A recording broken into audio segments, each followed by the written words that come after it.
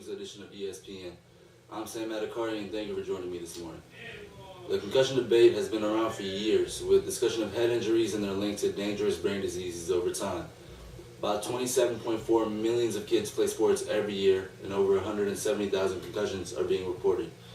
In the last 3 years alone, 47 kids have died playing football, with 17 of those directly related to head injuries.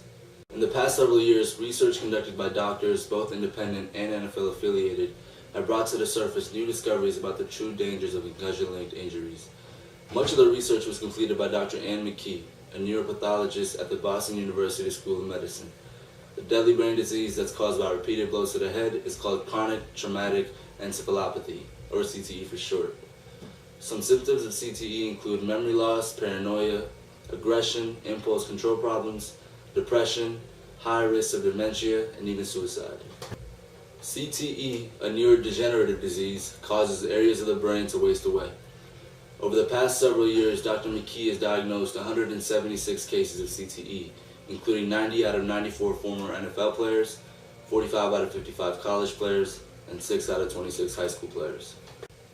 NFL Commissioner Roger Goodell and other league representatives have avoided adopting a stance on the concussion debate for years, insisting that the league would let the medical community decide. The league then found itself in a landmark lawsuit case when 4,500 retired NFL players and victims of CTE sued the league and accused the NFL of intentionally hiding known dangers of concussions. The lawsuit reached a $1 billion settlement covering more than 20,000 retired players for the next 60 years.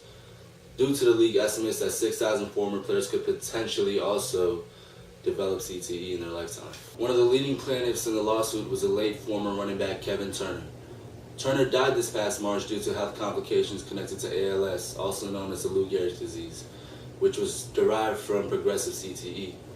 Turner was diagnosed with stage 4 CTE, which was the most advanced form of the disease. The league had never publicly expressed a link between playing football and CTE up until March of 2016, when Jeff Miller, the NFL Senior Vice President for Health and Safety, confirmed that the link between football and neurodegenerative diseases such as CTE had been established. Miller accredits the NFL's change in views to the scientific evidence discovered by Dr. McKee. Although there's no cure or prevention for CTE, the NFL has enforced several new league-wide regulations in an effort to reduce concussions. Some include the NFL Heads Up program, which is a series of in-person and online courses for coaches as well as players to learn better safety procedures and proper tackling drills. Overall, the NFL has taken a step forward in the right direction by finally recognizing the concussion crisis.